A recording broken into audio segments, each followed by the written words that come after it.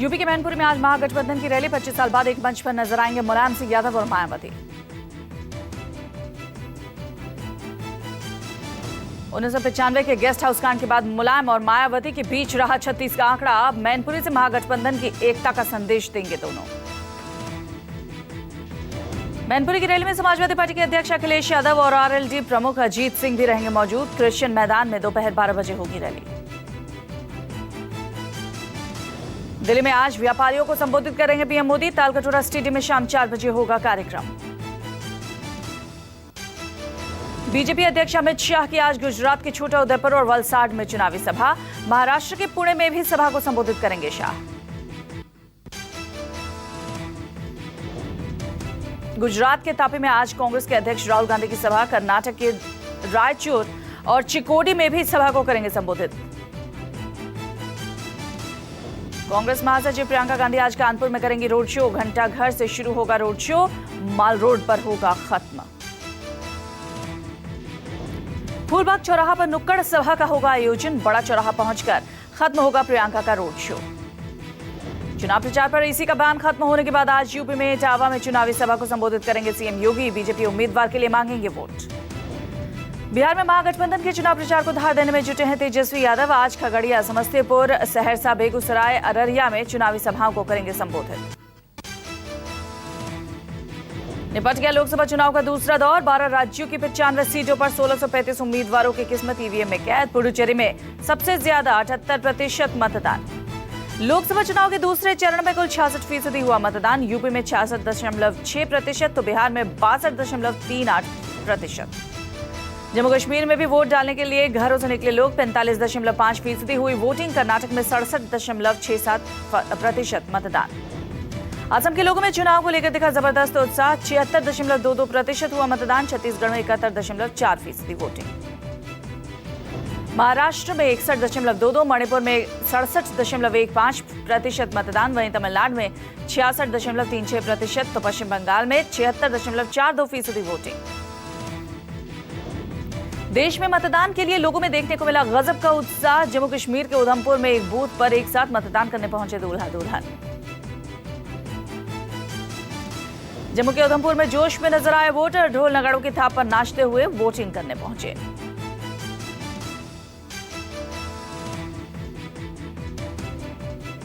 जम्मू कश्मीर के दिव्यांग वोटर्स को में भी रहा मतदान को लेकर उत्साह। उधमपुर में आंखों का ऑपरेशन करवाने के बाद बुजुर्ग महिलाएं वोटिंग करने सीधे बूथ पर पहुंची। यूपी के फतेहपुर सीकरी में एक बीमार वोटर ठेले पर बैठकर मतदान करने पहुंचा। दोनों किडनी फेल होने पर भी वोटिंग के लिए दिखाया जोश। फतेहपुर सीकरी में दिव्यांग वोटर्स भी मतदान के लिए जोश में दिखे। जमकर की वोटिंग।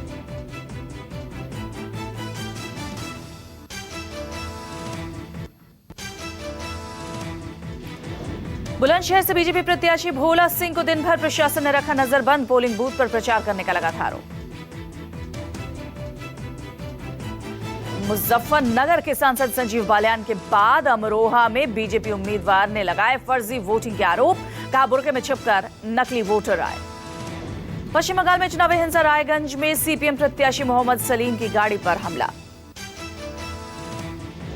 रायगंज में टीएमसी कार्यकर्ताओं पर गुंडागर्दी का आरोप। कहा वोट न डालने के लिए धमकाया गया। मतदाताओं ने NH31 पर लगाया लंबा जाम।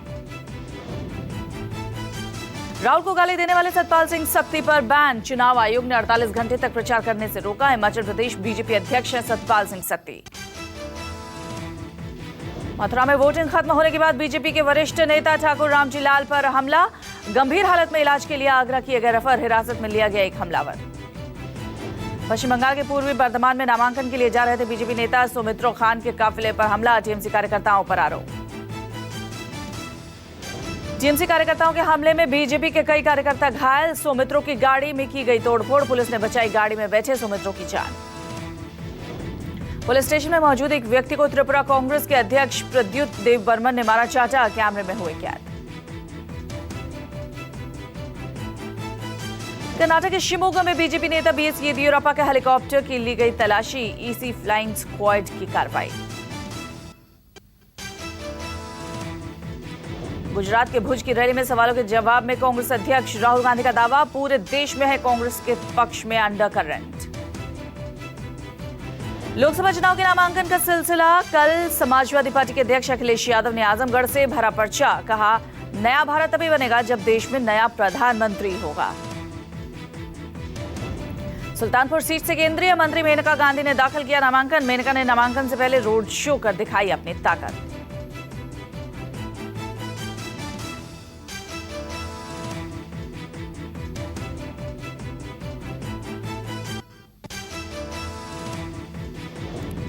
दिल्ली में कांग्रेस और आपके गठबंधन की उम्मीदें लगभग खत्म। कांग्रेस ने दिल्ली प्रभारी पीसी चाको से कहा, हम सभी 7 सीट पर नाम कांग्रेस प्रेसिडेंट को देने जा रहे हैं।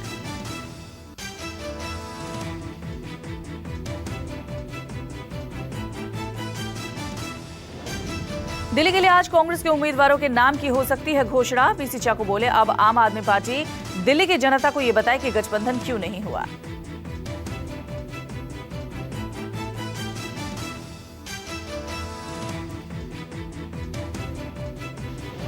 चुनाव के दौरान जूता कांड। प्रेस कॉन्फ्रेंस के दौरान कल बीजेपी नेता जीवीएल नरसिम्हा पर दिल्ली में फेंका गया जूता।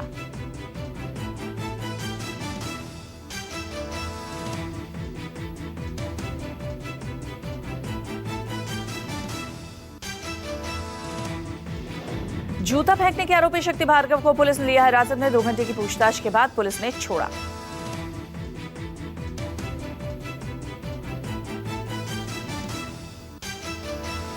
राहुल गांधी के खिलाफ बिहार के डिप्टी सीएम सुशील मोदी ने दर्ज कराया केस। सुशील मोदी ने राहुल के सारे मोदी चोर है वाले बयान पर केस दर्ज कराया। तेजस्वी यादव ने पीएम मोदी को बताया नकली ओबीसी। पूछा, पिछड़ों के लिए पीएम ने क्या किया।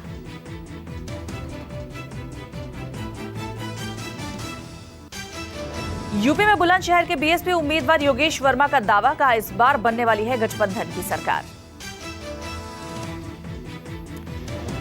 जेल के दिनों को याद कर रो पड़ी साध्वी। प्रज्ञा ठाकुर ने कहा, मुझे दिन भर पीटा जाता था।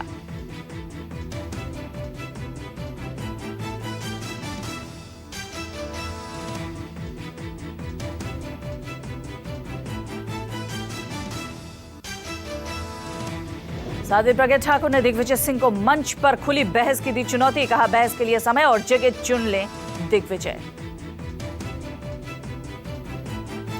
उमर अब्दुल्ला की प्रज्ञा ठाकुर की जमानत रद्द करने की मांग। कहा, अगर जेल में रहने के लिए सेहत ठीक नहीं तो चुनाव लड़ने के लिए कैसे ठीक हो गई सेहत। साध्वी प्रज्ञा ने उमर अब्दुल्ला के बयान पर किया पलटवार। न्यूज 24 से बातचीत में बोली, महबूबा मुफ्ती हूं या उमर अब्दुल्ला, सभी को मुझसे तकलीफ है। प्रकाश अंबेडकर का साध्वी प्रज्ञा को लेकर संघ पर बड़ा हमला। हिंदू आतंकवाद नहीं बल्कि यह संघ का आतंकवाद है जो हिंदू शब्द के पीछे छिपा है। भोपाल से साध्वी प्रज्ञा को उम्मीदवार बनाने के बीजेपी के फैसले पर सुशील कुमार शिंदे ने कसा तंज। न्यूज 24 से बातचीत में कहा, चुनाव को धार्मिक रंग देने में लगी है बीजेपी। साध्वी प्रज्ञा को लेकर कांग्रेस नेता अहमद पटेल का बीजेपी पर निशाना। कहा, हार महसूस करते ही कुछ पार्टियां कभी धन तो कभी राष्ट्रवाद का करने लगती हैं इस्तेमाल। पति पूनम सिन्हा के नामांकन में शामिल हुए शत्रुघ्न सिन्हा। खुद कांग्रेस उम्मीदवार हैं शत्रुघ्न। लखनऊ से पूनम सिन्हा ने समाजवादी पार्टी से दाखिल किया पर्चा। बिहार के पटना साहिब से कांग्रेस उम्मीदवार शत्रुघ्न सिन्हा के समाजवादी पार्टी के कार्यक्रम में मौजूदगी पर प्रमोद कृष्णन भड़के। कांग्रेस हाईकमान से की शिकायत। प्रमोद कृष्णन ने कहा, अब निभाएं पार्टी धर्म और करें मेरा प्रचार। लखनऊ से कांग्रेस उम्मीदवार हैं प्रमोद कृष्णन। राजनाथ और शत्रुघ्न की पत्नी पूनम सिन्हा से है मुकाबला। पत्नी के रोड शो में शामिल होने के विवाद पर शत्रुघ्न सिन्हा ने दी सफाई। बोले, परिवार का मुखिया होने की वजह से रोड शो नामांकन में हुआ शामिल और ये जायज है। पार्टी में सबको पता है कि मैं लखनऊ में प्रचार के लिए आया। लखनऊ से कैंडिडेट उतारने पर कांग्रेस उम्मीदवार प्रमोद कृष्णन का सभा पर तंज। कहा, मुलायम ने कहा था मोदी बने प्रधानमंत्री।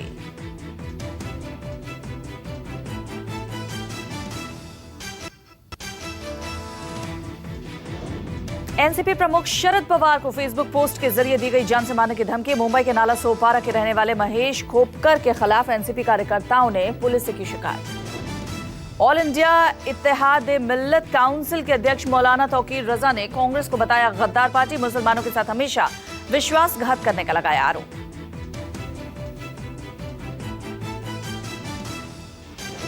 यूपी के गोरखपुर से बीजेपी उम्मीदवार रवि किशन ने किया चुनाव प्रचार का आगाज। रोड शो में भीड़ देखकर हुए गदगद। न्यूज 24 का कैमरा लेकर खुद दिखाने लगे भीड़। रोड शो के दौरान रवि किशन ने क्यों पड़े हो चक्कर में, कोई नहीं है टक्कर में नारा किया बुलंद। विरोधियों को लेकर बोला डायलॉग, जिंदगी झंडबा फिर भी घमंडबा। नदी की धारा को मोड़ने की कोशिश को लेकर गोरखपुर के 5 गांव के लोगों ने जल सत्याग्रह के जरिए जताया विरोध। चुनाव के बहिष्कार का किया ऐलान। राजस्थान में कांग्रेस उम्मीदवारों ने नामांकन में दिखाया दमखम। अलवर में भंवर जितेंद्र सिंह ने रोड शो कर दाखिल किया पर्चा। सीएम अशोक गहलोत और डिप्टी सीएम सचिन पायलट भी रहे मौजूद। यूपी के बस्ती में करोड़पति ने सुदामा के वेश में किया नामांकन। रथ पर सवार होकर पहुंचे निर्दलीय उम्मीदवार चंद्रमणि पांडे। हरियाणा के मंत्री अनिल विज का विरोधियों पर हमला, कहा शेर को देखकर सभी जानवर हो रहे हैं इकट्ठा। कल तक एक दूसरे को गाली देने वाले मोदी के डर से एक दूसरे से कर रहे हैं गलबहियां। छत्तीसगढ़ के मंत्री कवासी लखमा का पीएम मोदी पर निशाना, कहा खुद के धर्म का पता नहीं है। बीजेपी पर लगाया जाति धर्म पर राजनीति करने का आरोप। कर्ज के बोझ से नहीं उबर पा रहा है जेट एयरवेज, ठप पड़ी हैं सभी उड़ानें। 16,000 कर्मचारियों का भविष्य अंधकार में। 400 पायलट्स ने छोड़ा जेट का साथ।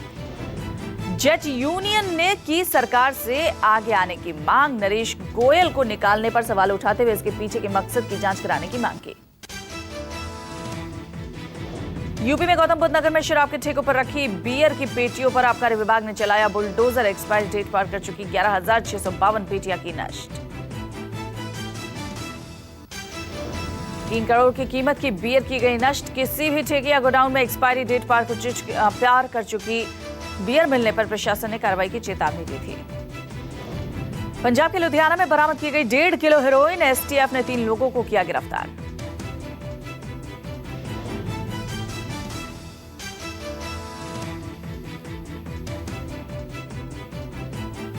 You shut up.